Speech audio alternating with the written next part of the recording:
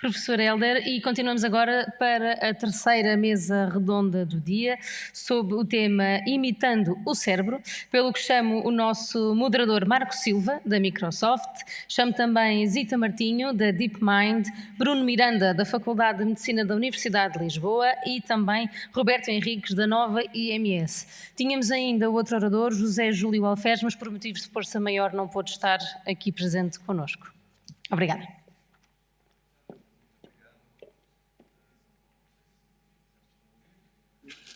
Acho que sim. Ok, fantástico. Muito obrigado. Antes de mais, vou começar por agradecer a presença aqui dos meus três colegas de painel, que vou estar aqui a ter o prazer de moderar, começando pela Zita Martinho, que é Research Scientist na DeepMind, onde trabalha na área de reforço de aprendizagem, tem um duplo doutoramento na área de Robótica e Machine Learning da Carnegie Mellon Institute e do Instituto Superior Técnico, e tem particular interesse no estudo da forma como os agentes podem interagir e aprender com as interações cujas escolhas são de design prévio, são mínimas e enquadram numa aprendizagem contínua. Zita, muito obrigado por teres participado aqui, por partilhares também as tuas opiniões sobre este painel. Muito obrigado. Passo também a apresentar, continuando agora à esquerda da Zita, o Roberto Henriques, professor convidado do ISEG Inova, é diretor na Nova do mestrado de Ciências de Dados e Análise Avançada, investigador do Centro de Gestão e Engenharia de Gestão de Informação, peço desculpa, e tem um interesse de pesquisa que inclui a análise de dados e sistemas de apoio à decisão na inteligência artificial e machine learning. Roberto, muito bem-vindo também e muito obrigado por estares a partilhar também aqui a opinião neste painel. E, finalmente, aqui à minha direita, Bruno Miranda, professor convidado da Faculdade de Medicina da Universidade de Lisboa, com doutoramento na University College of London, no âmbito do International Neuroscience Doctoral Program da Fundação Champalimaud, sobre o tema de modelos computacionais relacionados com correlatos neurológicos de diferentes estratégias de teoria de aprendizagem para reforço e tomada de decisão. Presentemente está também a fazer investigação na Faculdade de Medicina, focado nos processos de decisão e de comportamento humano e tentativa de explicação de algumas manifestações neuropsicológicas. Bruno, também muito obrigado por estarem os três e bem-vindos. E quero agradecer também a vocês que estão a participar neste evento e estão interessados nestes temas que estamos todos aqui a discutir, que acho que são extremamente importantes. Boas-vindas dadas, eu falta só me apresentar a mim, Marco Silva, sou Cloud Solution Architect na Microsoft aqui em Portugal e também sou docente na área de Inteligência Artificial e Machine Learning no ISEG e tenho o prazer de estar a moderar este painel para vocês hoje. O desafio que foi lançado a este painel hoje, e fazendo aqui uma curta introdução, era debatermos no título, que está ali partilhado, Imitando o Cérebro, um pouco este tópico. Nós, se calhar, temos uma noção empírica que o poder computacional hoje em dia já é bastante grande. Nós hoje estamos habituados a pensar nas máquinas como sendo capazes de resolver problemas mais rapidamente do que nós, com capacidade de memória também muito maior, muito alargada. Mas mesmo assim, apesar destas desvantagens do cérebro humano, nós consideramos também empiricamente que o cérebro humano continua a ser mais poderoso do que as máquinas e consegue resolver problemas mais complexos, o que é bastante interessante. Por isso então estamos a tentar criar aqui este tópico de imitação. Contudo, é importante também referir que existe muito trabalho que está a ser feito para investigar como imitar ou como simular o cérebro humano usando sílica, no fundo, na máquina biológica. E vai ser, se calhar, sobre isso que vamos falar hoje. Vou passar a palavra à Zita em primeiro lugar e lançar, se calhar, o ponto exatamente. Estamos a ver aqui na Keynote o tema das Deep Neural Networks e se realmente conseguem simular ou não, ou se são um bom modelo para simular o cérebro humano ou não. Zita, qual é a sua opinião?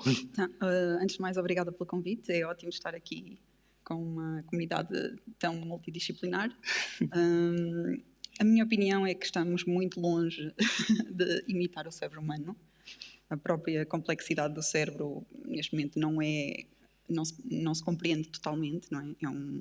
É objeto de investigação, portanto, e penso que vai continuar a ser num futuro próximo e médio e longo prazo.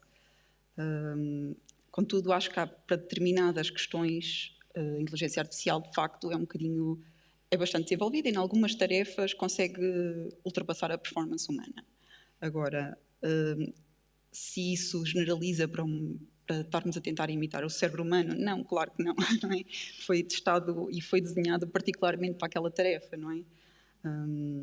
Pronto, e agora também não é o objetivo de uma inteligência artificial modelar ou imitar o cérebro humano, não é? Normalmente estas inteligências artificiais são feitas com determinado objetivo, de resolver um problema ou tentar generalizar para outro tipo de problemas, e dessa forma não é, na minha opinião, não está a tentar imitar o cérebro humano.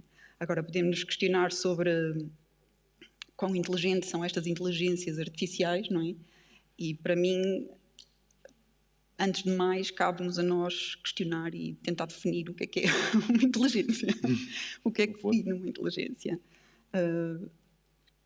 Não é claro. Se formos tentar pensar na capacidade de abstração, na capacidade de memória, de aprendizagem, de adaptar o agente a situações distintas, diversas, a inteligência artificial está muito longe disso. Em algumas questões é capaz de ser um bocadinho melhor do que outras, não é? Principalmente na capacidade de comunicação ou talvez de abstração em determinados aspectos, funcionar muito bem. Na capacidade de adaptação e de aprendizagem contínua está muito longe. Portanto, dependendo de que espectro ou de que eixo é que estamos a tentar interpretar a inteligência ou o cérebro humano, está mais ou menos próximo de estar perto Sim. Da inteligência humana. Sim, e até construindo em cima disso, Zita, sendo uma área que estás a estudar até com bastante profundidade, a própria aprendizagem é uma característica importante da definição, não é? Não tanto das redes neuronais como da definição da inteligência humana. Por isso, os métodos que nós temos para a aprendizagem humana e da aprendizagem máquina ainda diferem em muito e são semelhantes em outras coisas, por isso, opinião também sobre esse ponto. Sim, nós não temos só um método de aprendizagem de uma inteligência artificial, não é? Podemos aprender por imitação, através de dados, não é? Como talvez parte da nossa aprendizagem também funciona assim, mas também temos aprendizagem por reforço, não é? Por interação com o ambiente, com outros agentes, que nos vai fazer tomar decisões diferentes consoante a experiência que adquirimos ao longo do tempo, não é?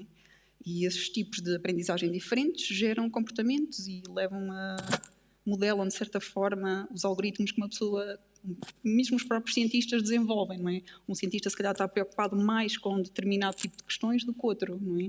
Certo. Exatamente, é bem verdade. Não existe um único processo de aprendizagem. Bem verdade.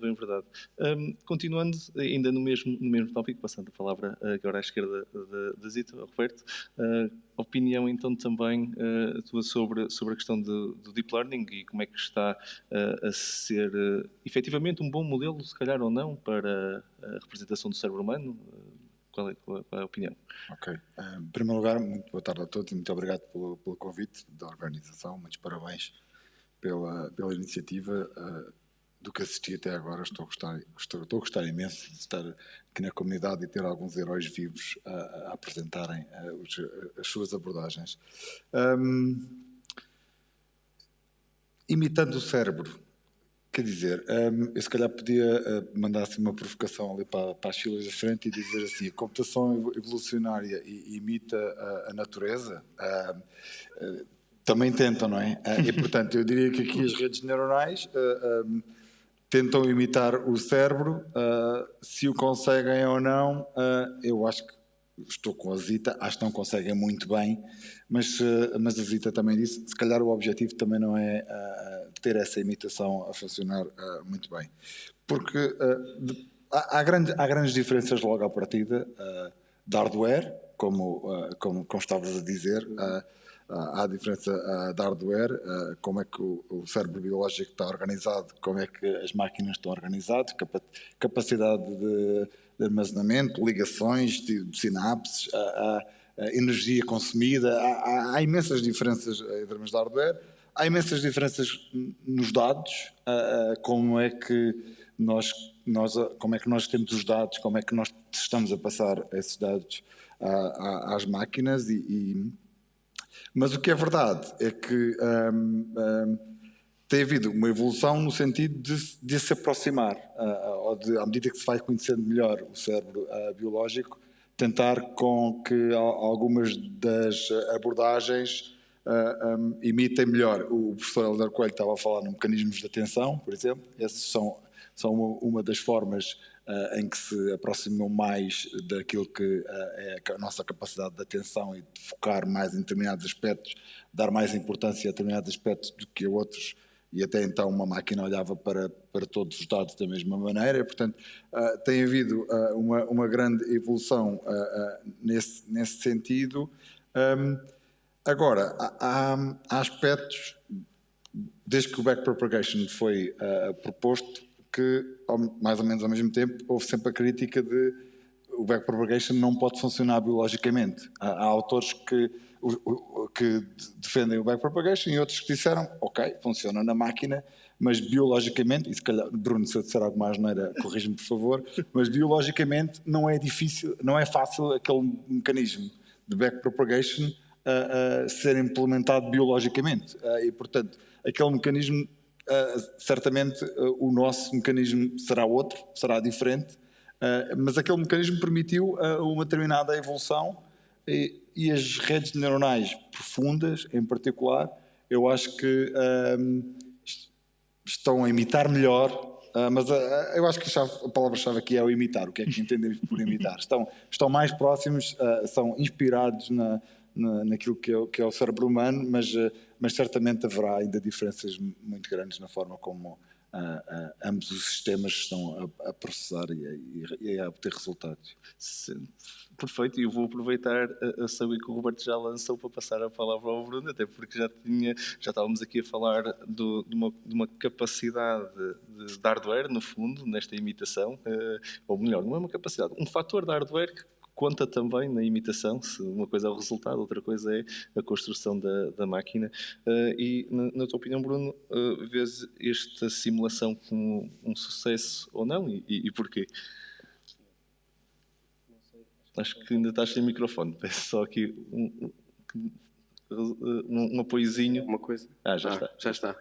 Força. Muito obrigado a todos também pelo convite, por estarem aqui também. E pronto, também quero um conflito de interesses. Esta é a primeira vez que estou a falar assim um bocadinho de uma forma mais filosófica, portanto, se não for ao encontro da linguagem, também estou num processo todo ele de aprendizagem, que se calhar aí a máquina pode ser mais rápida.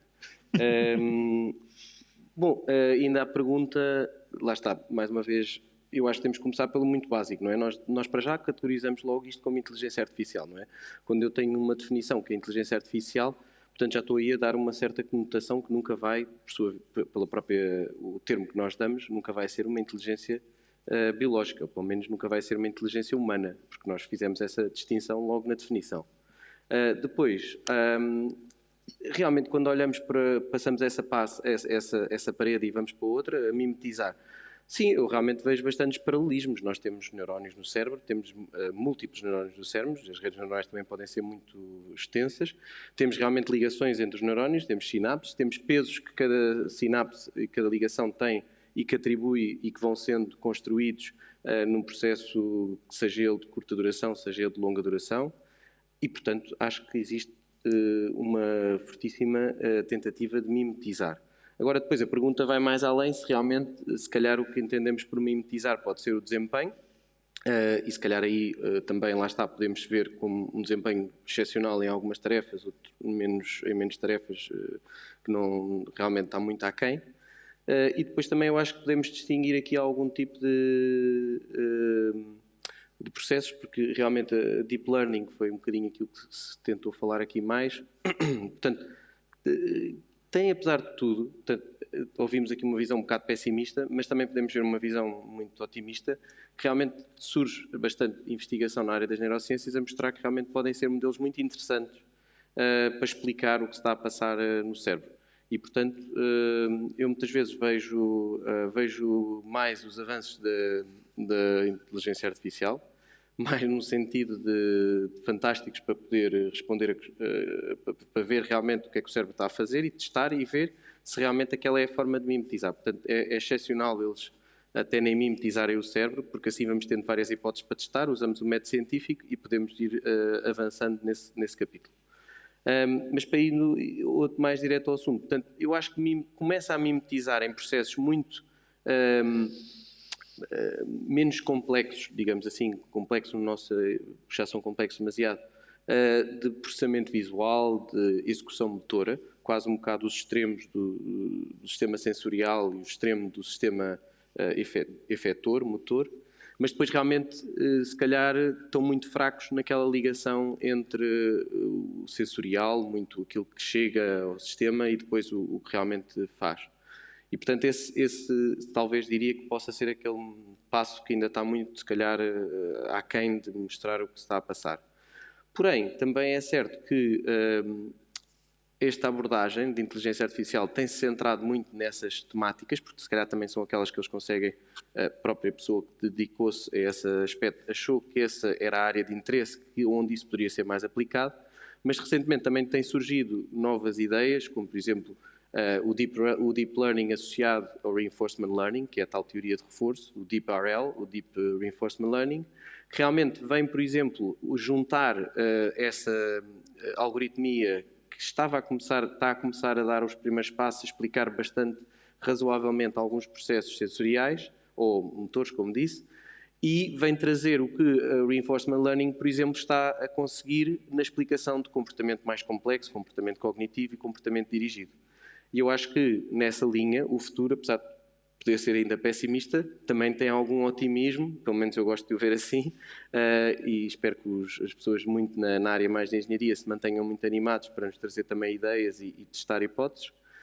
Nesse sentido, eu acho que esta junção começa a dar saltos para realmente um incremento e tornar um modelo que pode ser simples num modelo que vai incrementando. Portanto, o conceito de simplicidade, o cérebro também é muito simples às vezes nas funções que faz e, portanto, quando às vezes achamos que aquela rede é muito simples para aquilo que está a espelhar, o cérebro realmente também encontrou ao longo desses anos de evolução uma simplicidade. E depois, outra coisa que realmente às vezes neste confronto máquina-humano é que realmente acho que é um bocado desonesto, quer para a máquina, quer para o humano, porque o humano tem que se preocupar com muito mais, não é? Ou seja, uma infraestrutura, quer dizer, a máquina até pode ter também por muito mais, mas pelo menos aquilo que eu conheço de mim, não é? Na minha vida. Mas realmente eu tenho que me preocupar não só em resolver aquele problema em particular que estou em luta com a máquina, seja um xadrez, seja o que for, mas depois tenho que sair dali, tenho que resolver a minha vida, tenho que ir buscar os meus filhos, tenho que ir tratar da vivência social, tudo mais.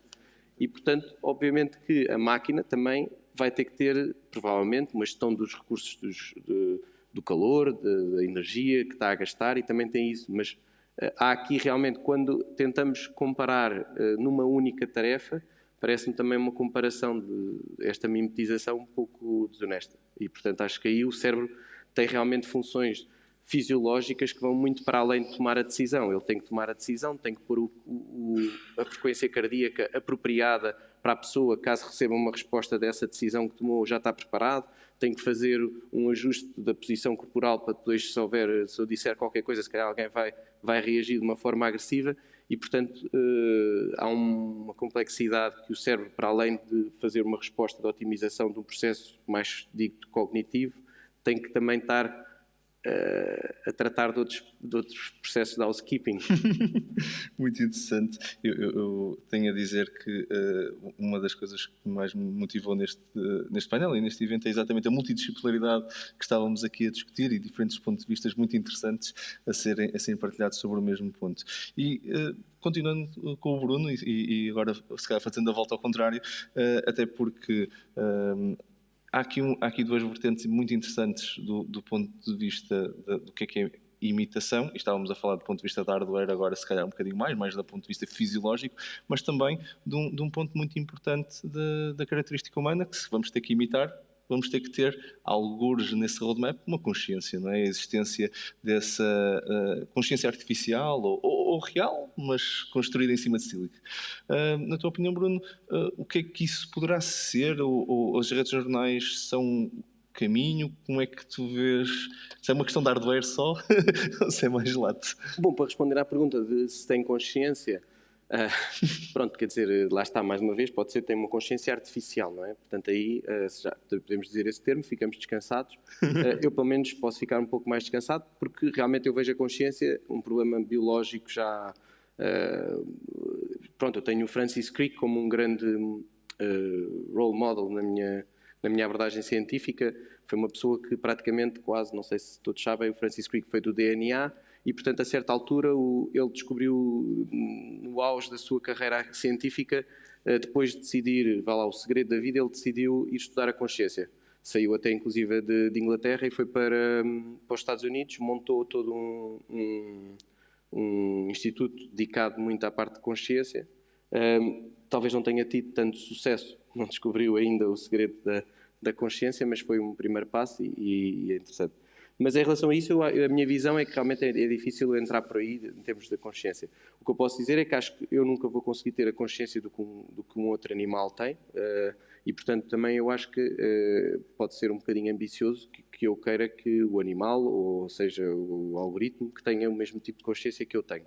Portanto, esse é um primeiro ponto que eu gostava de deixar.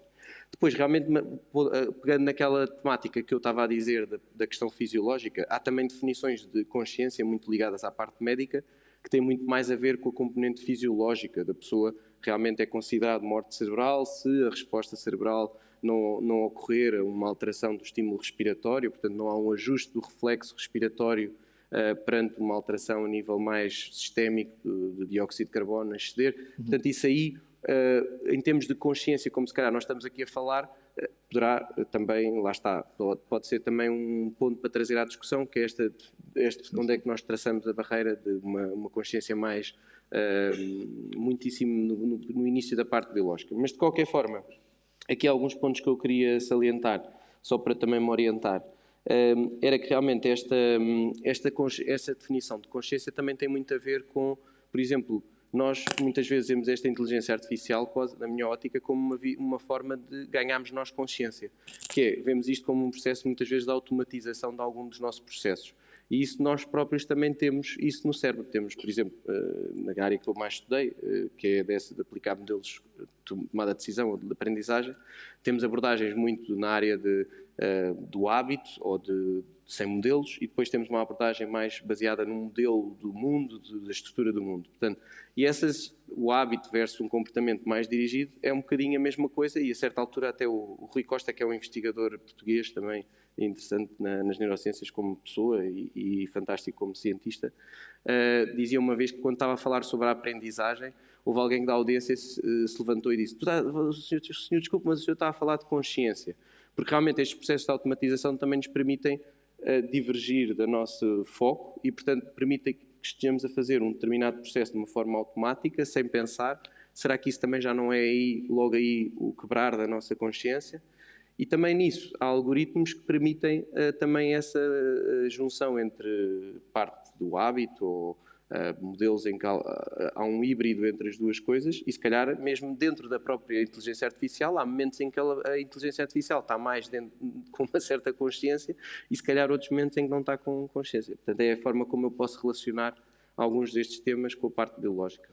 Uma perspectiva bastante interessante e muito obrigado pela partilha, Bruno. E passando ao Roberto também na mesma ótica e agora, se calhar, de um ponto de vista provavelmente mais tecnológico, também sobre esta questão de consciência e das redes neuronais serem ou não um caminho, um modelo para a definição dessa consciência, eventualmente. Ok, então, em primeiro lugar, consciência é ter esta noção, pelo menos é a minha interpretação, a minha definição, é eu ter a noção de estar a fazer algo, não é? E, portanto, eu diria que as primeiras redes neuronais que tínhamos eram, sobretudo, muito boas a fazer processos inconscientes, ou a prever processos que, tipicamente, no humano são inconscientes. eu conduzir todos os dias para o trabalho, a maioria de nós provavelmente não se lembra de estar a fazer esse processo. Hoje, quando vinha a conduzir para aqui, para o Fórum de Alcochete, vinha consciente do que estava a fazer, porque não conhecia o caminho e não tinha o Waze ligado, e portanto vinha consciente. E portanto, de alguma forma, as redes neuronais são sobretudo muito boas na primeira parte, no sistema 1, digamos assim, e menos boas nesta segunda parte, em conseguir perceber de uma forma consciente o que estamos a fazer. Depois, ainda assim, eu vejo, sobretudo, a evolução mais recente em Natural Language Processing, NLP, e na linguagem, como uma forma muito interessante de se avançar também aí, porque eu penso em consciência, em pensamento, e como o Bruno estava a dizer, como é que eu sei aquele outro elemento de consciência que tem, e se aquele outro elemento for uma pessoa, vai ser por aquilo que ela me vai transmitir, vai ser a linguagem, vai ser a forma de transmissão. E, portanto, esta evolução que tem existido na parte da linguagem é super relevante para percebermos se existe uma consciência artificial, que consciência é essa e como é que, eventualmente, é diferente da nossa própria consciência. Depois, há também aqui uma questão da tipologia, há bocadinho já falei nisso, mas da tipologia de dados que temos. Eu por um lado, tipicamente estou a trabalhar com dados e normalmente, para termos noção de se a nossa estimativa é boa ou não, eu tenho treino e teste, não quero entrar nada técnico, mas tenho treino e o teste, etc. Não é? Mas tipicamente o que a maioria de nós faz é os dados que temos à máquina, baralhamos e dizemos estes são teste e aqueles são treino. E portanto, na prática, eu também estou a dar à máquina um acesso a dados que enquanto humano não tenho, e a ordem pela qual os dados estão, a relação que pode existir entre os dados, eu de alguma forma estou a cobrar isso à máquina e estou a dar-lhe os dados baralhados. Portanto, também me parece que há aqui algum trabalho que tem de ser desenvolvido de como é que eu posso garantir que os conjuntos, onde estou a testar o meu modelo, eu mantive essas relações, mas ao mesmo tempo garantir que há aqui alguma capacidade de previsão. Basicamente, acho que é isto. Eu ia também aproveitar e lançar também eu adorava ouvir a tua opinião também no ponto de vista de processo de decisão. Há uma parte da consciência que a máquina algum dia vai ter que ser modelada para aprender, nem que seja numa heurística de avaliação, que se calhar será isso a consciência ou não, se algum dia alguém conseguir fazer uma heurística de consciência, do impacto, não é, das suas decisões. Também pode ser onde nós humanos temos uma parte da nossa consciência ligada aos valores morais, aos valores éticos, sabe que estávamos a ver também como um dos vetores para o futuro. Será que se nós conseguimos criar um modelo heurístico de avaliação de valores, vamos dizer assim, será o primeiro passo para adicionar consciência a uma rede neuronal no seu processo de decisão? E sobretudo, eu acompanho o que o Bruno estava a dizer, no sentido em que a maioria dos estudos, e eu não tenho acompanhado muito do trabalho feito na consciência, mas a maioria dos estudos são estudos qualitativos e muitas vezes de difícil prova de hipóteses, prova estatística, prova concreta. E, portanto, eu vejo estes trabalhos de consciência artificial, de alguma forma, como uma boa forma, um bom caminho para todo este trabalho que é feito em consciência, todas estas hipóteses que são lançadas, de alguma forma, serem validadas, sem termos a certeza que o que estamos a validar aqui corresponde à parte biológica ou não, mas uma forma de testar hipóteses e de ter uma forma formal e mais objetiva do que normalmente aquilo que é o trabalho em consciência segue. Portanto, muito em torno mesmo que o Bruno também estava a dizer, num ambiente simulado para conhecermos melhor, ao menos a máquina biológica e a máquina artificial. Sim, exato. Só para também dizer uma Com coisa, certeza, por exemplo, esta parte de realmente, o Roberto disse, de autoavaliar-se, por exemplo, um dos trabalhos mais recentes com o uso de Deep Learning, com Reinforcement Learning, criou um conceito de meta-learning e, portanto, isso também foi algo que foi um avanço nesta componente, até mesmo para se estudar a metacognição na própria neurociência e, portanto, é muito relevante esse ponto. Muito obrigado. Zita, passando também agora a palavra para ti, e no mesmo tópico da consciência, até gostava depois também conhecer a tua opinião do ponto de vista também da aprendizagem como parte dessa consciência, mas deixo-te à vontade. Assim, para mim, antes de mais, é um bocadinho difícil definir o que é a consciência, não é? Eu sem definir o que é uma consciência é muito difícil. Eu posso ver em várias vertentes, não é? A inteligência, o próprio agente está consciente do próprio processo de pensar, só quando sabemos que estamos a pensar é que estamos conscientes. O que é que consideramos consciência sobre o pensar, não é? Um sistema de aprendizagem toma decisões que vai escolher, aprende de uma maneira ou aprende de outra, vai tirar mais informação sobre estes dados ou estes, para otimizar uma determinada função, normalmente, não é? Pode ser uma função que está ligada a um reward, ou pode ser tentar imitar os dados que recebeu de entrada, não é? E toma determinadas decisões ou não para maximizar essa função. Se isto é consciência, eu diria que não é?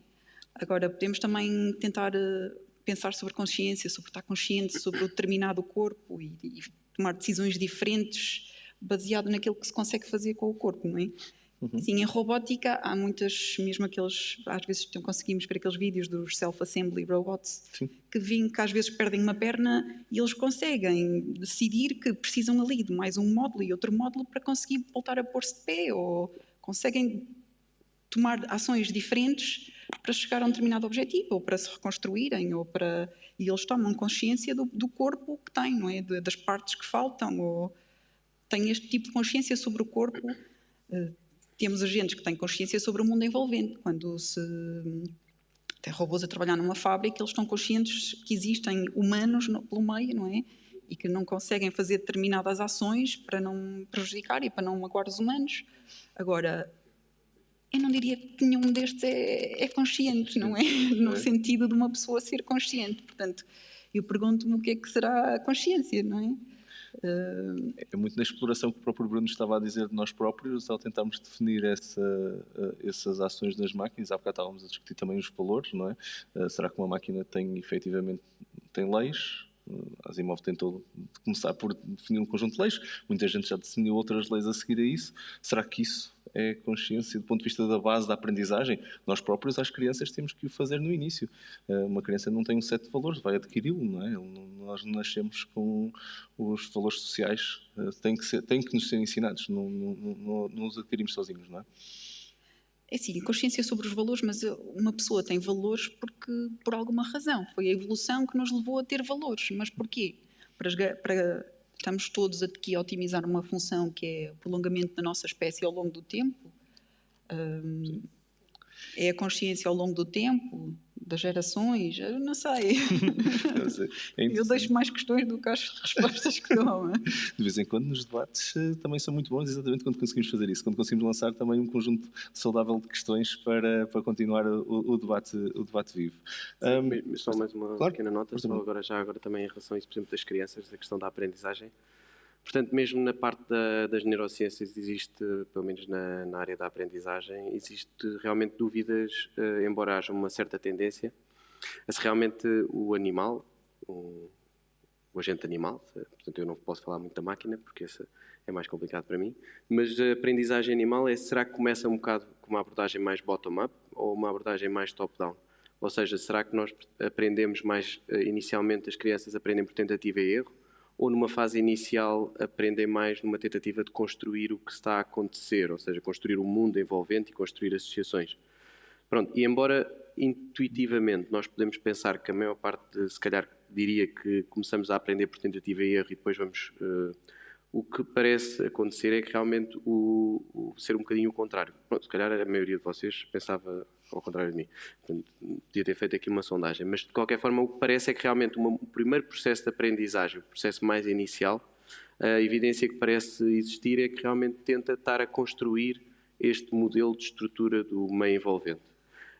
E depois, esta tentativa e erro, este modelo de aprendizagem tentativa e erro, é depois então usado para a tal automatização da pessoa. Já aprendeu a conduzir, já aprendeu o que é que as mudanças fazem, já aprendeu isto, já aprendeu aquilo, e agora posso dar isto para o modelo do hábito, de desligar e vou conseguir fazer duas tarefas ao mesmo tempo. Mas apesar de tudo ainda existe bastante controvérsia, porque escassez de dados, e portanto aí também mais uma vez é ligar estas intervenções que foram feitas. Sim. Mas aí posso. Força, Roberto. Embora o que o Bruno acabou de dizer, eu acho que é muito relevante, não é por estar aqui ao lado, mas porque algumas das experiências têm sido desenvolvidas entretanto e das propostas que têm sido feitas também de alguma forma vão em linha com isso, porque nós quando pensamos, tipicamente tem que dar muitos dados às redes neuronais e, tirando alguns alunos que me estou a lembrar agora, normalmente podemos aprender com muito menos iterações. Alguns não, alguns precisam de muitas, mas normalmente há muito menos dados e conseguimos ter essa capacidade de apreensão com muito menos dados. E estou-me a lembrar, por exemplo, do YOLO para a computação a imagens you only see it once, ou seja, esta ideia de eu tenho dados que são, eu não preciso de dados muito ricos, de ambientes muito ricos em dados, e há situações onde eu realmente não tenho muitos dados e o humano consegue aprender nessas situações. Isso de alguma forma também tem estado a evoluir para algumas propostas que são feitas na máquina. Também relacionado com a parte da consciência, a ideia de se a máquina consegue extrapolar, ou seja, se a máquina consegue ver coisas, o humano consegue facilmente pensar em ficção científica e pensar em coisas que não existem, abstratas, conceitos abstratos. A máquina, como é que consegue chegar aí? Como é que consegue ter estes conceitos abstratos? E, portanto, as redes neuronais, também, sobretudo, a aprendizagem profunda, de alguma forma, esta lógica de ter conceitos que vão sendo criados em camadas e que vão sendo mais abstratos a menos abstratos e, portanto... algo implícito. Sim, se calhar há aqui uma imitação, uma tentativa de imitação, não há certeza que os mecanismos são os mesmos, em termos de resultados nem sempre estão muito alinhados, mas há aqui com o que se vai descobrindo de um lado e com o que se vai descobrindo do outro, tentando melhorar, tentando ter hipóteses para melhorar este tipo de sistemas. Não, é um excelente ponto e aqui a aprendizagem eu acho que também estará muito na chave de qualquer discussão sobre adquirir consciência. Não sei, Zita, se também gostarias de comentar alguma coisa nesse... Só um pequeno detalhe. Em geral, as inteligências artificiais têm consciência do tempo de vida em que elas estão expostas, não é? Ao treino e ao teste, ou à parte em que é deployed, não é? Nós, como humanos, temos consciência do nosso tempo de vida, mas também das gerações anteriores, nós, como própria sociedade, e eu não penso que as inteligências artificiais têm consciência de que existe outra inteligência artificial que faz outra coisa diferente e que possa tirar partido disso, não é? Certo. Bom ponto. A evolução, não é? penso que isso aconteça. Estamos a falar da evolução humana, no fundo, de nós hoje estarmos aqui a discutir coisas que como uma coisa mais do que não estão vivas hoje. Uma única, não é? Exatamente. É verdade. Por um lado também, se algum dia eles tomarem consciência, o que é que eles vão olhar para trás, para as gerações anteriores. Outra interessante que é, eles têm uma consciência paralela, nós não existimos, não temos umas vidas paralelas, não vivemos várias vidas ao mesmo tempo, não é? As inteligências artificiais podem fazer isso. Correto. Voltando ao início, a capacidade de processamento humana versus a da máquina e a capacidade de paralelismo é bastante interessante, como nós estamos a construir essas máquinas bastante diferentes do nosso modelo, vamos dizer, base, que gerou depois toda esta área artificial que estávamos aqui a discutir. Zita, continuando contigo, se calhar, e avançando para um tópico um bocadinho mais... invertendo, no fundo, o ponto. Nós estávamos aqui a falar da forma como nós vemos a inteligência artificial em relação ao cérebro humano, não é? E quão bom é essa imitação, mas depois, será que nós olharmos ou se desmontássemos o cérebro humano, iríamos encontrar uma inteligência artificial lá? Ou um paralelo? Será que o cérebro humano é em si só já, no nível biológico, olhando para a natureza toda, a inteligência artificial que nasceu da evolução biológica? Numa perspectiva evolutiva. Eu vou tentar, tentar perceber a questão. Portanto, eu acho que se o cérebro humano é uma inteligência artificial, não é? Sim. De que forma é que, por exemplo, as nossas crianças são inteligências artificiais, elas estão plenamente condicionadas ao tipo de experiência que nós proporcionamos e que a Envolvente proporciona, de certa forma, vai modelar a aprendizagem que elas têm, a capacidade de inteligência. Ou se pusermos uma criança no meio de uma floresta que não contacta com nenhum humano, a inteligência que vai desenvolver certamente é diferente, não é? Agora, isso é artificial? Não sei, se foi lá colocada por um humano, talvez, não é? Se aconteceu um acidente, não sei, não é? Agora, os próprios mecanismos que vêm da evolução, se nós estamos a criar uma espécie de inteligência que faz um bocadinho de bypass destes mecanismos evolutivos, já fazemos uma coisa diferente, não é? É uma sandbox, agora, no fundo. Se imaginemos que chegamos ao ponto de conseguirmos geneticamente modificar o cérebro das nossas crianças. Vamos querer pôr crianças que nunca se esquecem das coisas. Ou que, estou a pôr hipoteticamente, não é? Que, sei lá, que têm umas capacidades de inteligência superiores às nossas. Isto é inteligência artificial que continua a ser um humano? Não sei.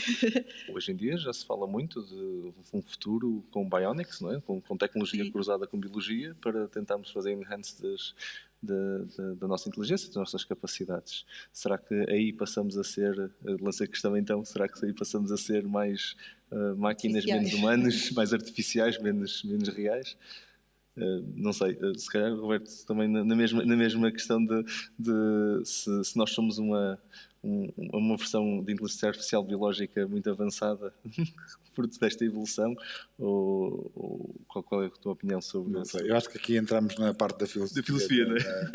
do encontro e não sei, eu acho que se somos, eu então aqui, como até agora falámos sobretudo em redes neuronais, se somos, eu até aqui falava em AI como um todo, não é? Ou seja, agentes, evolução, eu aí colocava toda a abordagem e para tentar explicar a inteligência humana, para ter esta abordagem de inteligência humana. Agora, como nós definimos ao início que era artificial, a questão aí é até quando começarmos a mexer no sistema biológico, deve haver um threshold a partir do qual deixa de ser natural, não é? Deixa de ser biológico e passa a ser artificial, mas esse threshold tem que ser definido. E, portanto, eu diria que o sistema biológico certamente é simples, é uma abordagem simples para resolver um problema muito complexo de uma forma muito evoluída ao longo de muitos séculos, muitos anos, não é? E, portanto, provavelmente terá uma abordagem muito diferente. Agora, se é uma forma de inteligência artificial, não sei, acho que deixem aberto. Ok. Muito bem. A mesma pergunta aqui para o Bruno, e continuando nesta discussão que já está aqui com bastantes pontos. Sim, eu ia dizer um bocado a mesma coisa, só se estivéssemos agora aqui a discutir a definição, não é? Ou seja, temos aqui uma mesa redonda para discutir se devemos mudar o termo inteligência artificial. Só quando estivermos nesse passo é que eu acho que aí estamos mesmo já muito mais próximos de, se calhar, chamá-lo inteligência cerebral num computador, ok? Se calhar quando estivermos aqui todos a tentar organizar uma sessão para mudar a definição, é que se calhar estamos a um passo disso. Portanto, acho que ainda estamos longe, porque todos aceitamos, todos gostamos de fazer claro entre a diferença entre a inteligência artificial e tudo o resto. E, portanto, como o ser humano também ele próprio não está ainda nesse dilema de mudar o próprio termo, acho que ainda não estamos nesse passo. Esse é o primeiro comentário que vai muito na linha do que o Roberto disse. Depois, em relação aos seres biónicos, pronto, isso já acontece, não é? Já foi aqui falado da questão, por exemplo, da estimulação cerebral profunda. Eu também faço neurologia e, portanto, temos doentes realmente que estão com implantes cerebrais a serem estimulados para um melhor desempenho. E, portanto, muitos desses algoritmos podem até, por muitos da componente de ciências computacionais, podem ser considerados que nem sequer são inteligência artificial per si, mas começam a surgir já também formas de estimular o próprio cérebro que são formas já reativas e, portanto, com já complexidade e já pessoas a usarem realmente inteligência artificial aplicada a essa estimulação, que também foi aqui falado há pouco. E, portanto, agora o próximo passo, e acho que foi excepcional também em termos da apresentação à anterior, que foi aqui começamos a entrar na parte ética e também, por outro lado, aquilo que foi dito, que é a parte filosófica do processo. Que é um bocadinho, quer dizer, então se a inteligência artificial for para resolver um problema de um humano que está com um problema, está tudo bem, aí podemos até chamar inteligência biológica, podemos até, se for para outro fim, para otimizar os ganhos de uma empresa, quer dizer, já não aceitamos tão bem essa definição, já não aceitamos tão bem essa situação. Pronto, eu acho que realmente aí a ética tem que começar a se perceber onde é que estão os limites de alguns destes pontos. Eu também concordo que não é preciso sermos muito agressivos, mas pelo menos temos que começar a estar atentos, para depois também não termos situações inesperadas, e portanto acho que tem que começar a ser construído. Mas de qualquer forma a minha preocupação não é tanto se realmente, pelo menos a minha postura é mesmo muito de as duas disciplinas aproveitarem-se mutuamente, ou seja, construírem a sua própria evolução, embebendo-se uma na outra. Porque, pelo menos em termos na área da cognição, esta teoria que tenho falado, da teoria de reforço, também, que também falei, é uma das teorias que explica muitos fenómenos. Teve um enorme boom na década de 90 e no início de 2000, e que veio muito desta clara ponte entre as duas disciplinas e, portanto, mais importante do que se calhar estarmos a ver até que ponto é que a inteligência é mesmo artificial ou não, o importante é pelo menos utilizarmos os conceitos e não nos prendemos muito a isso e pelo menos eu adoro ver os avanços nessa área para podermos usar isso. Certo, focarmos por enquanto ainda mais nestes outcomes e nos ganhos e irmos discutindo os temas Exato. enquanto estamos a adotar. Antes de abrirmos para questões do público, ainda ia se calhar lançar mais uma questão. Ficou aqui algo, e será uma questão rápida, aqui ao painel, e se calhar começava pelo Bruno. Na vossa opinião, neste caso na tua opinião,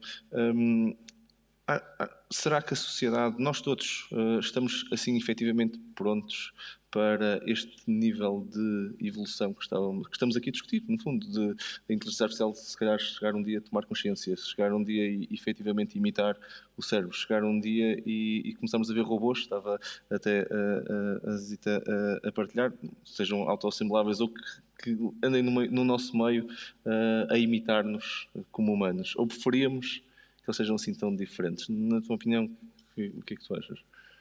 Eu acho que o ser humano, por próprio só do conceito biológico de evolução da espécie, por natureza, pela própria biologia, vai estar sempre atento a ameaças, vai estar sempre atento, pode não estar a identificar aquilo neste momento como uma ameaça, e daí a minha ideia de realmente, se calhar também há uns 5 anos, se disséssemos que ia haver uma pandemia, que ia fechar isto tudo e etc., quer dizer, já tivemos no passado, mas pelo menos o contexto não é muito bom a prever isso, ou pelo menos alguns se calhar previam, mas não sei. Mas não, a maior parte não conseguia prever e, portanto, a maior parte são cérebros e, portanto, a maior parte dos cérebros não conseguia prever. E, portanto, eu acho que o ser humano vai estar sempre, desde que não negligencie, que não queira negar essas situações e que tenha atividades abertas como esta de discutir e de lançar a atenção para essa temática, acho que por natureza vai estar atento, mas também pode ter uma atenção seletiva, o próprio processo de atenção é seletivo, e desde que a gente não chame muita atenção para outros aspectos, desde que a gente mantenha a atenção nestes tópicos e e cria estes desafios, acho que vamos conseguir provavelmente nos adaptar a essas novas formas de estar. Fantástico, fantástico. Roberto, mesmo uma pergunta, sentes que estamos preparados para este próximo passo? Eu acho que sim, mas até pegando na apresentação anterior, eu acho que estas entidades regulatórias e de alguma forma organismos que precisam de controlar, precisam de existir. A sociedade em si, eu acho que não.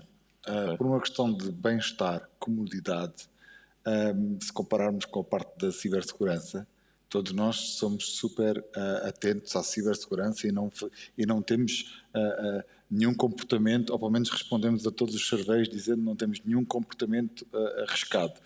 Até a primeira app engraçada, o primeiro jogo meio tolo aparecer e portanto, eu acho que enquanto pessoas ter inteligência, como nós temos hoje em dia, que é um serviço, é um produto, é uma empregada doméstica que é um robô, é o robô no hotel que me traz as coisas, etc. Ou seja, acho que a sociedade aceita sempre muito bem este tipo de inovações. Acho que tem que haver entidades de alguma forma mais focadas do que o cidadão comum. O cidadão comum, provavelmente, o benefício vai levá-lo a não considerar estas ameaças que podem existir. Uma pequena nota, não quero roubar tempo à Zita, mas é só para dizer, eu acho que esta ameaça pode surgir mais quando nós temos que atribuir prioridades, não é? Ou seja, hoje em dia parece que, sei lá, estou a falar da minha área de projetos, não é?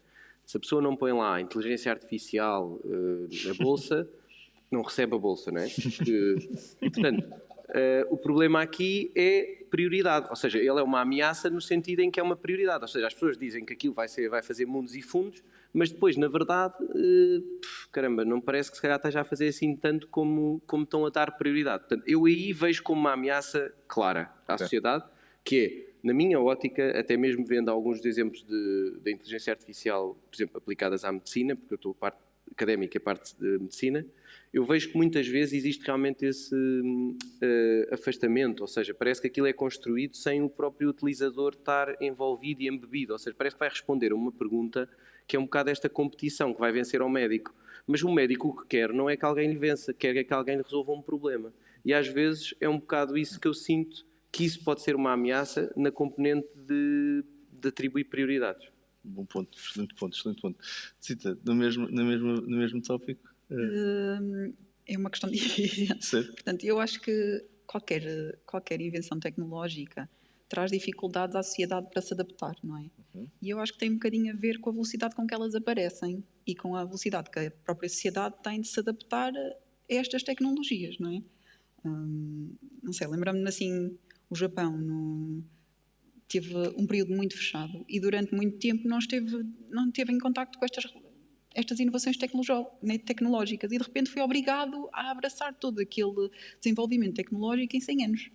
Portanto, teve umas transformações culturais e da própria sociedade que durante aqueles 100 anos foi assim um choque cultural e um choque para a sociedade. Agora, eu acho que isto depende muito da nossa capacidade de nos adaptarmos às novas tecnologias que aparecem, não é? Criam oportunidades como também criam partes más e eu acho que cabe-nos a nós questionar para que é que elas podem servir e questionar-nos e ter esta oportunidade para gerar coisas boas para a própria sociedade, não é? E impor os limites que são necessários para tentar regular da melhor maneira. Agora, acho que a parte fundamental é, obviamente, questionar e tentar abraçar esta mudança da forma mais saudável possível. Muito bom, muito bom. Eu, se calhar, abria... já estou a ver ali vamos lá, exatamente para isso, para perguntas do público que queiram fazer a um membro do painel ou ao painel como um todo. Eu tentarei moderar. Peço só que digam só o vosso nome e, se for por acaso para alguém do painel, por favor, digam para quem. Força. Acho que ainda não está aqui o microfone a funcionar, pedia só aqui uma pequena ajuda. Ou se calhar está desligado. Já está a funcionar. Ligado? Ok. Ok, força. Okay. Muito obrigado. Meu nome é Klaus Gärtner, eu sou do Centro de Filosofia das Ciências da Universidade de Lisboa. Já tive o prazer de estar lá em cima esta manhã. Bom, isto foi um bocado difícil para mim a ouvir, para dizer a verdade. É que eu nunca na minha vida perguntava a um engenheiro, porque vocês são engenheiros informáticos, sobre a consciência, ok? Porque eu peço imensas desculpas, mas eu não quero ser chato à volta disto, mas é um bocadinho a minha área de investigação também. Isto foi vamos dizer, não correu tão bem, ok? Eu não quero agora, obviamente, insistir muito em que passa e tal coisa, mas talvez só para dar um comentário. Há um estudo muito interessante na Universidade de Karlsruhe, no momento, com o principal investigador é o Carsten Wendland, que chama-se mesmo Consciência Artificial, ok? E ali trabalham engenheiros, são todos engenheiros, é uma universidade técnica, sobre como implementar consciência, talvez, num sistema de inteligência artificial, ok? Só que eles foram muito inteligentes, obviamente, que, como disseram logo que não sabiam nada sobre consciências, então falaram com gente da psicologia, gente da filosofia e tal. E há um texto muito bonito, que não me lembro do texto, mas fica Carsten Wendland, e vão encontrar, que é mesmo como um engenheiro está a entender que tipo de consciência, porque consciência não é uma coisa, isto é um conceito que se chama guarda-chuva, que tem muitos sub-coisas, mas tanto faz. Mas como está a descobrir verdadeiramente o que isto significa e que é verdadeiramente podíamos ter problemas em implementar e que não é tão problemático e assim. E talvez isto para vocês podia ser muito interessante vendo de um outro engenheiro, não vendo de um filósofo que agora vai dizer vocês não sabem sobre o que falam e pronto. Só queria fazer este comentário. Muito obrigado pela partilha, Klaus. Não sei se querem comentar alguma questão, se não podemos... estou a ver aqui já mais 2 perguntas, 3. Simplesmente não sou engenheiro. Certo, exatamente. Se calhar começando... exatamente. Obrigado. Boa tarde, Vítor Lobo, Nova IMS. É só para reforçar a ideia do colega. Eu, de facto, não estive aqui no início, mas eu sou engenheiro e consciência, de facto, não tem nada a ver com capacidade de cálculo nem com capacidade de resolver problemas. E, de facto, aí há, de facto, uma enorme falha de conceitos. Né? Porque, e essa foi... Eu, por acaso, reparei exatamente naquilo que o colega estava a dizer, que estavam a usar consciência como se isso fosse o resultado de ter muito poder de cálculo, de ter muita capacidade de resolver problemas, e não tem nada a ver com isso. São conceitos completamente diferentes. Uma coisa é a capacidade de resolver problemas, a capacidade de fazer otimização com restrições, a capacidade de problem solving, okay?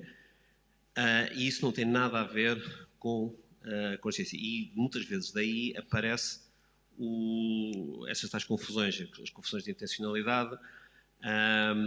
Inteligência artificial não implica intencionalidade, nem liberdade, nem nada disso, okay? São coisas diferentes. Embora o processo de resolver problemas possa ser semelhante a um ser humano, também tem machine learning, também tem aprendizagem não supervisionada, também tem aprendizagem por reforço, etc. Tal criança que está no meio do bosque e que não tem quem lhe ensine e aprende por interação com o meio, tudo bem. Aí é a capacidade de problem solving que é inspirada em inteligência artificial, inspirada em sistemas biológicos e em comportamento humano. E não há problemas nenhums, mas o que é importante é, de facto, separar bem isso, como o colega estava a dizer, do conceito de consciência de si próprio, de orientação em ordem ao fim, coisas desse estilo.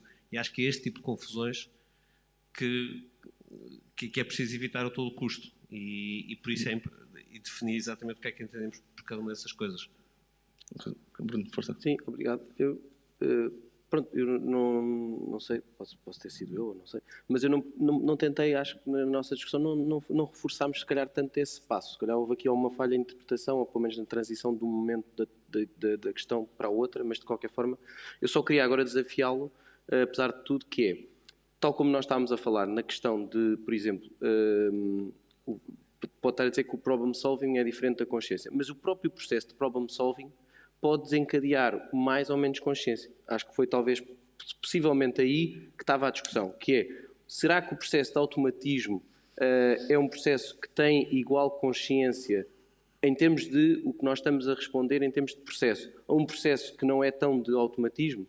Aí lanço-lhe agora o desafio.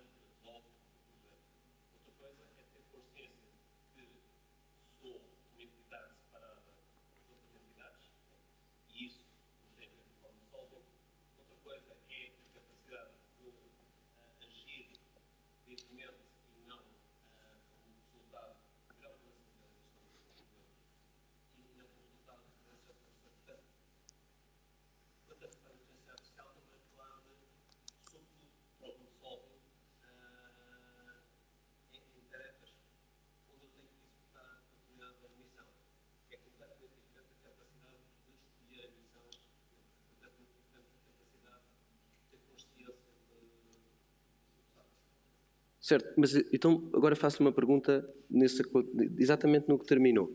Tem tanta consciência dos seus atos neste momento como tem nos atos que está a fazer enquanto está a conduzir, de regresso a casa num trajeto de hábito? Não, claramente Então, não. Sim. se calhar pode falar dos mesmos níveis de intensidade? Não, ou onde é que não. traça o limite?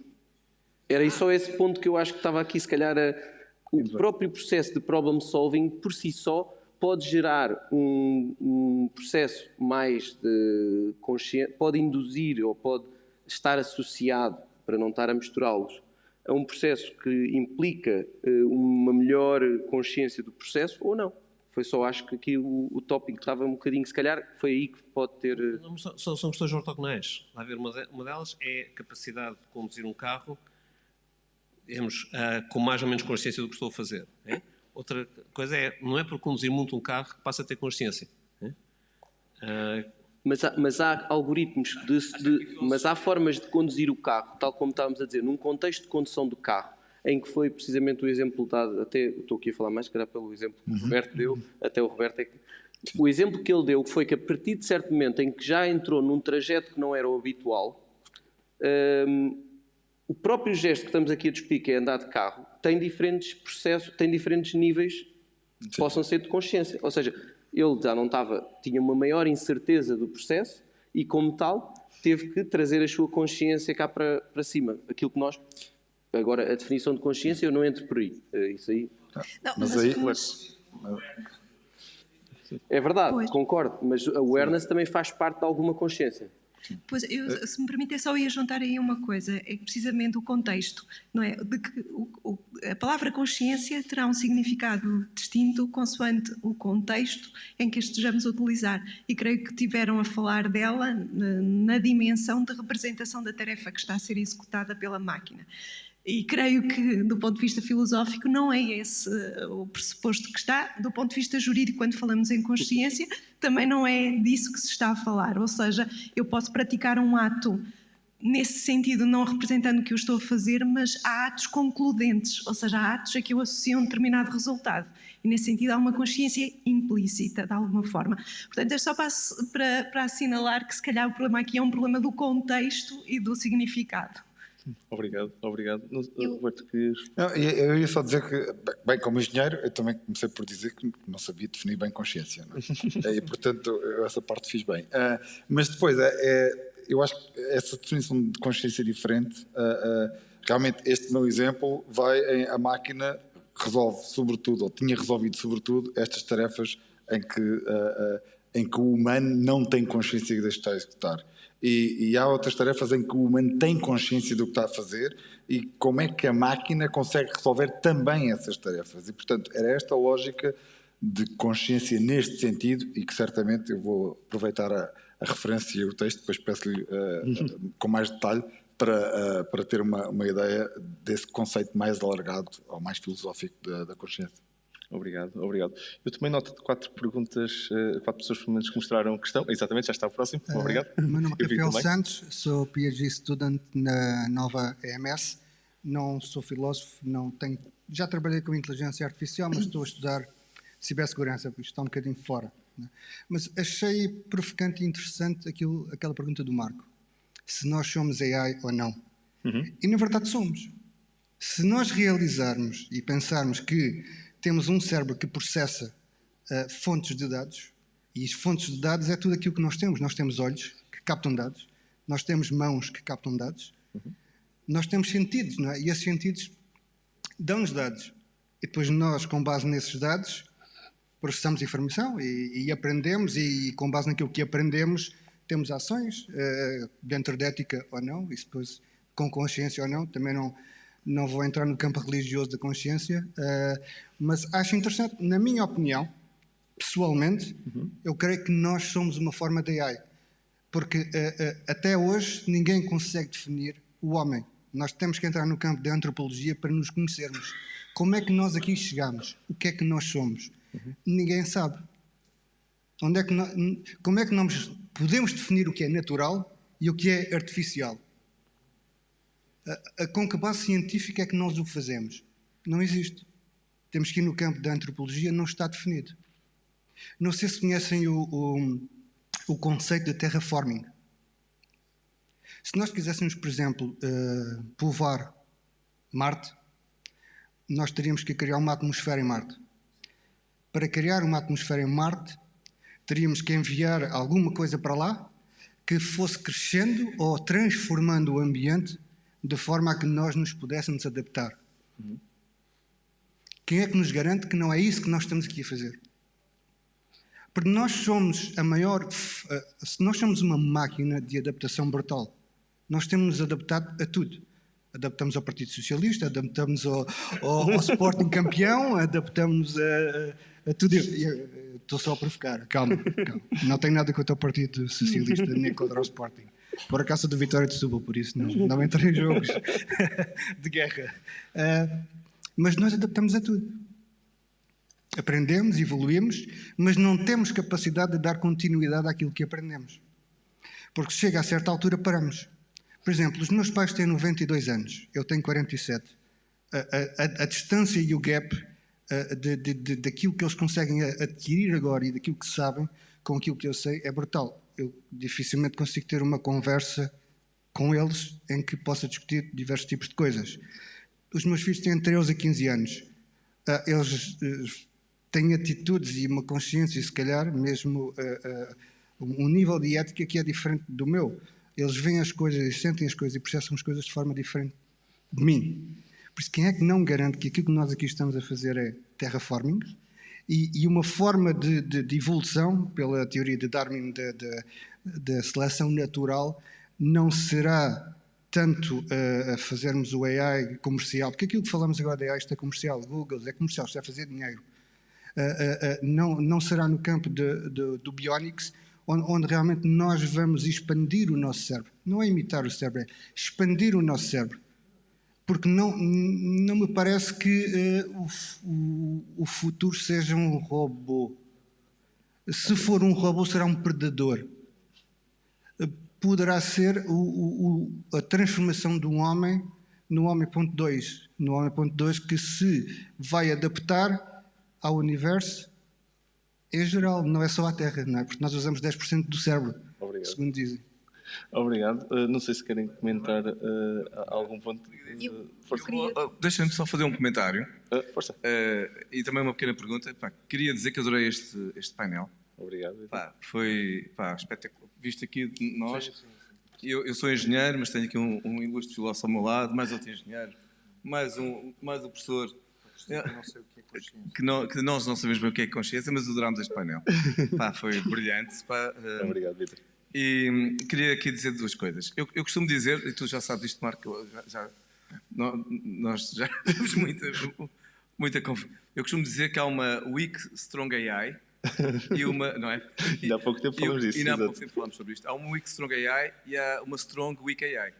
Ou seja, nós neste momento temos uma AI que é muito boa em tarefas. Eu acho que a Zita estava há bocado a dizer isso. Que a AI, conseguimos ter a AI a jogar o Go fantasticamente, não é? E a jogar xadrez. Antigamente usávamos para o alfabeto, agora é uma deep learning, é para jogar xadrez. Mas, por outro lado, não conseguimos ter uma AI, uma strong AI no sentido do humano. Portanto, não conseguimos ter, por exemplo, não temos raciocínio de senso comum na AI.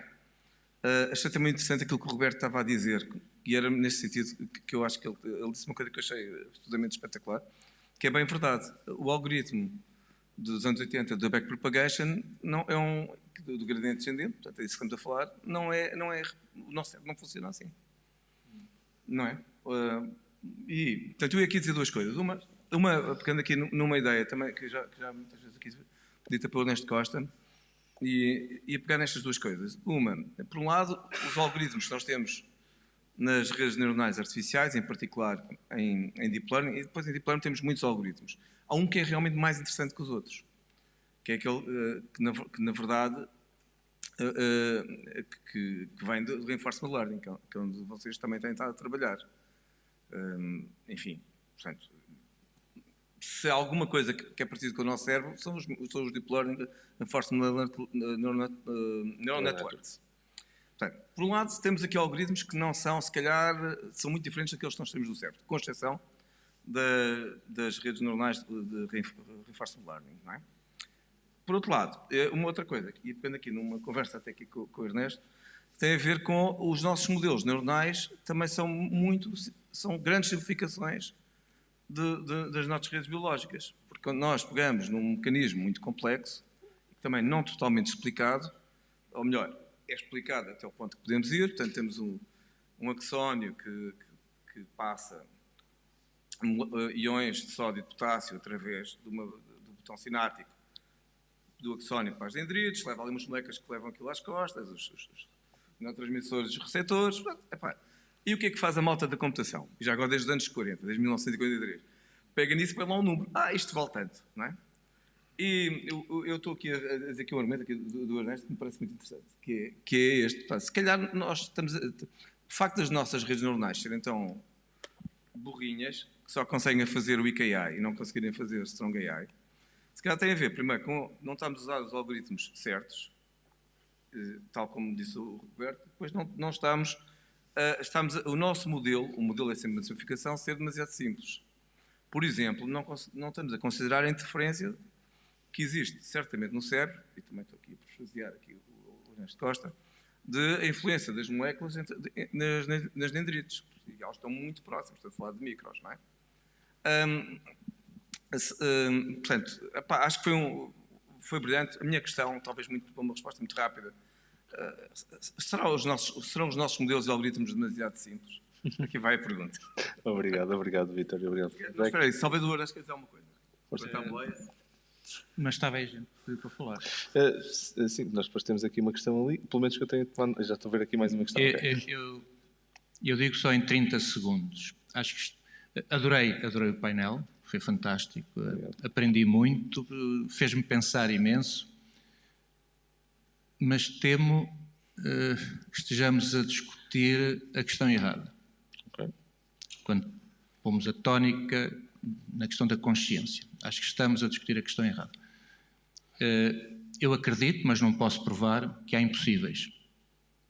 Um deles é ter a definição e a compreensão exata do que é o processo da consciência. Não sei se mais alguém... Enquanto passam... Era aquele senhor aqui que estava, depois tínhamos ali uma senhora exatamente, e depois temos aqui mais uma questão, ok? Não sei, antes de abrir esta questão, não sei se querem comentar aqui a pergunta do Vítor de se estamos a usar os algoritmos certos, se alguém quer comentar.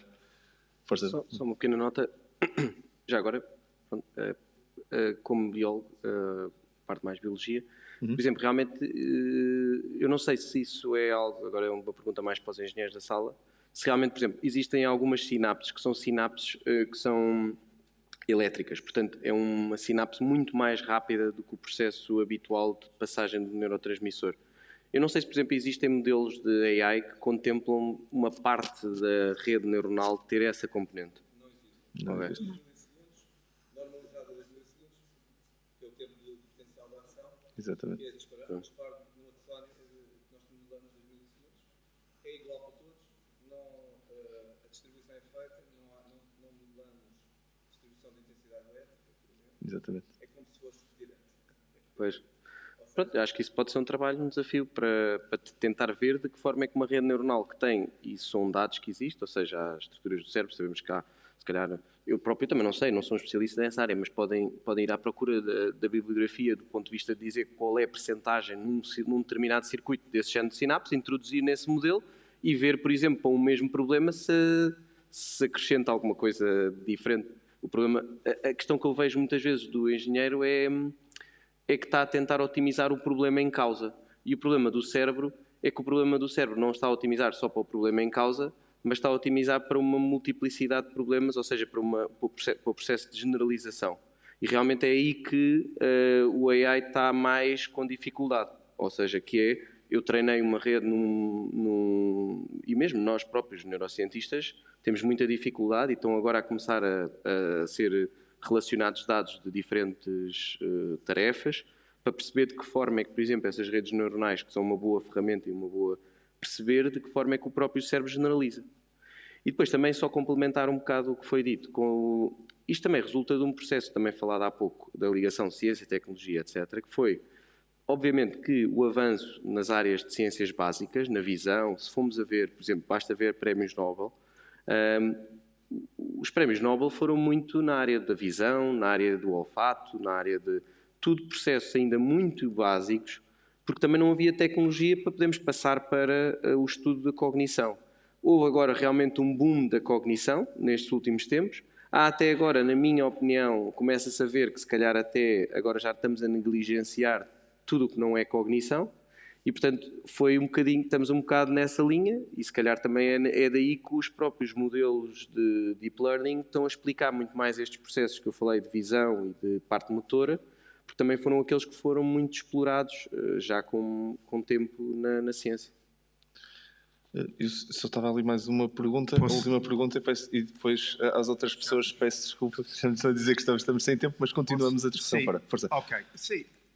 Acho que é um problema com a discussão, para mim, já temos uma definição de consciência. É como algo de ser eu. Não é como algo de ser o cadeira. Okay. Praticamente, claro que tem problemas em português com isso, mas se tem algo de ser uma entidade, é consciente. Esta é para iniciar com esta pergunta, tem que tratar isso. O problema é esta definição é bastante comum dentro da comunidade de filosofia. Precisava de ter um abordo esta pergunta, senão provavelmente são muitas pessoas que estão aqui a pensar, ok, mas é muito interessante, são muitas coisas interessantes, claro, mas não fala sobre consciência. Este é um problema. Acho que, ok, este é o primeiro encontro português sobre este assunto, sobre inteligência artificial, mas também precisamos de ter uma conversação sobre este assunto. Dentro de nós, dentro das pessoas técnicas, também as psicologias ou neurociências, é a comunidade filosófica. Porque senão é uma destas conversas, quando uma pessoa fala de uma coisa completamente diferente da outra, não passa. Desculpa da português. Obrigado, Roberto. Não tem problema. Pronto, vou lamentavelmente sei que ainda havia umas questões, peço imensa desculpa. Nós pedimos, se calhar, para continuarmos esta conversa em off. Muito obrigado a todos, muito obrigado ao painel. Parabéns. Obrigado. E é justamente essa a sugestão, portanto fazemos agora uma pausa para coffee break e estejam mais do que à vontade para falar com os nossos oradores. Pedia-vos apenas que respeitassem, portanto, os 10 minutos estipulados para não atrasarmos os trabalhos. Até já.